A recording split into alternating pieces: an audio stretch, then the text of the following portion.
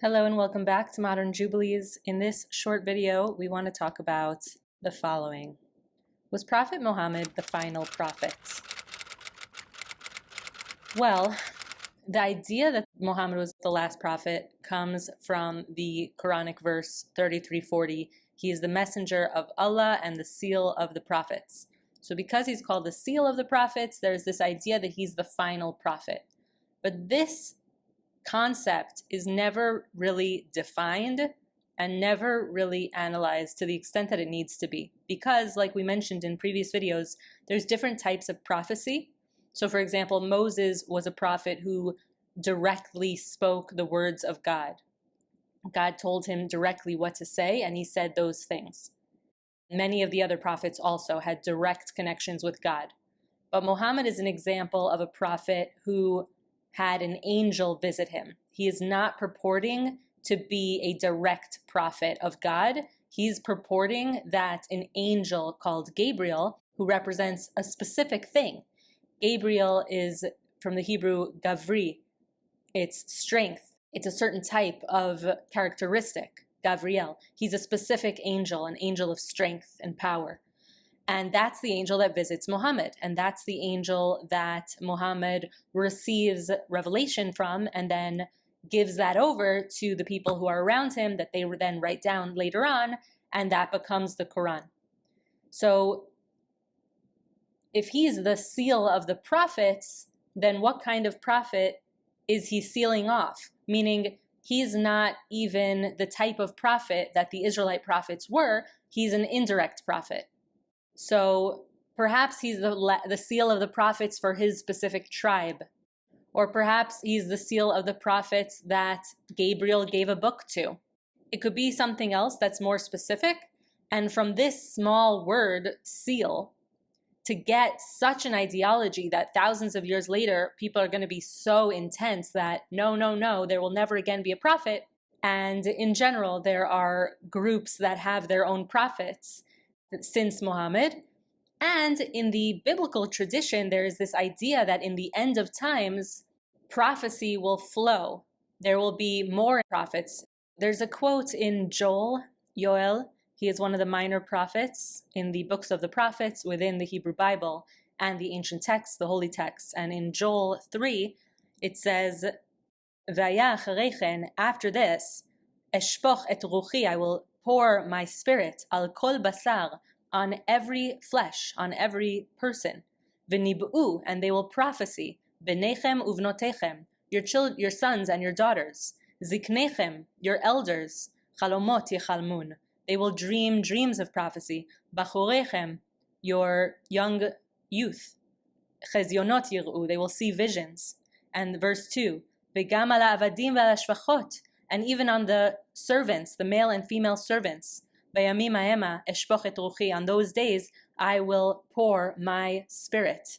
So God is saying that in the end of times, everyone will have a level of prophecy, that there's a time in the future where prophecy will flow. And so this idea of what is prophecy needs to be discussed, because it's not black and white. And specifically for the Muslims who believe that Muhammad is the final prophet, that he was the seal of the prophets, he's not in the same category as the Israelite prophets, because the Israelite prophets had God directly speaking to them and sometimes through them, which we see in the most powerful example through Moses, who also channels the Torah, the 5 books of Moses, as well as the book of Jubilees, which is given to him by a certain angel.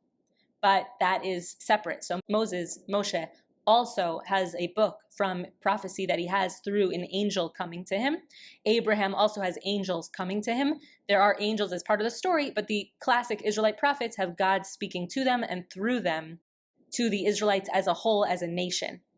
Whereas Muhammad is a specific person in a specific tribe, in a specific place, and he is visited by the angel Gabriel. He does not claim to be a true prophet in terms of that God is speaking to him and through him directly.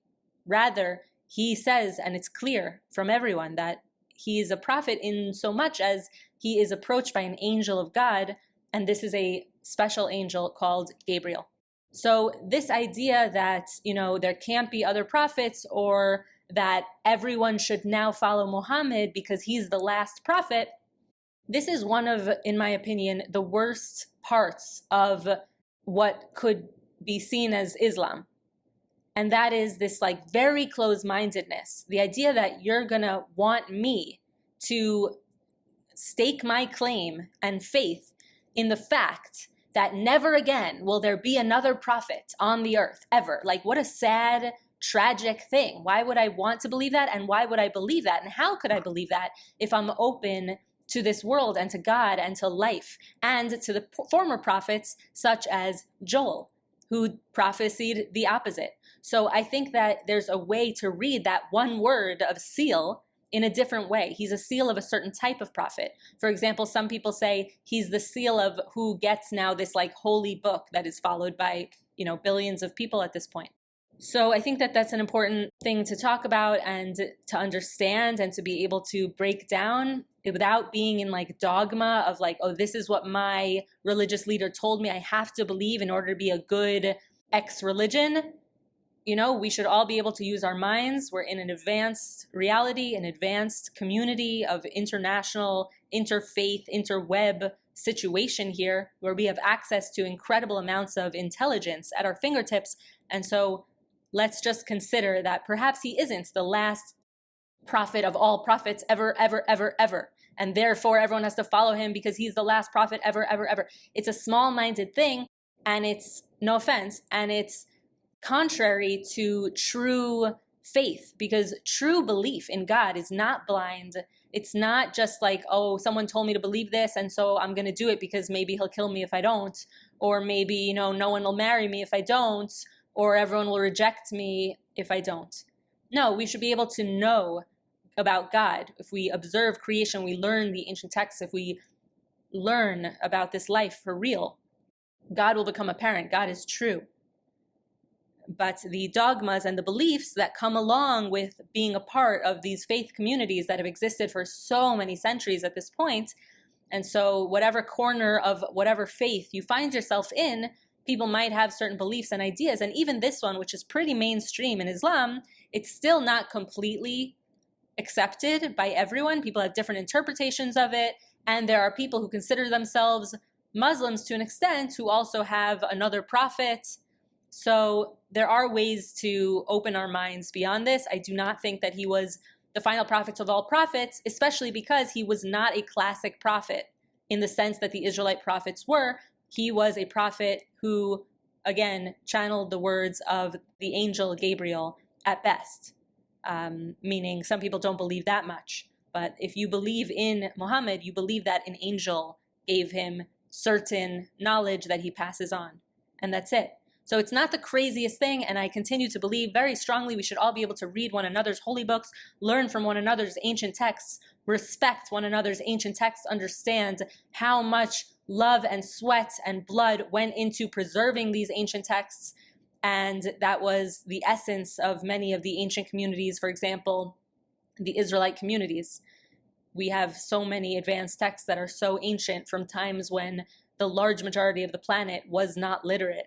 And my ancestors were writing extremely advanced texts and compiling them and keeping them and writing commentaries on them and grappling with what it means and understanding what is the ideal way to create a holy and sacred and beautiful community for all. And we've all been through difficult things in our histories. And at this point, again, I believe in creating a international interfaith situation where we can all see each other as human beings and equal under God, and be able to speak about these things without there being these crazy dogmas that like, no, we can't talk about it because it's a core tenet of the belief of my faith. But if you look, it really goes back to one word, which is seal of prophets, and we should be able to break down this and not base so much extremeness, so much like seriousness about this one idea who like, what does it even mean? Let's talk about what it means, as opposed to just accepting what someone told you it means and then just never questioning it and then just, blocking out anyone who doesn't agree with you. All right, so let's hopefully continue the conversation with that. Bless you all for listening and for caring about these very important topics. Have a wonderful day, many blessings, and take care. This is Modern Jubilees, and we'll see you next time.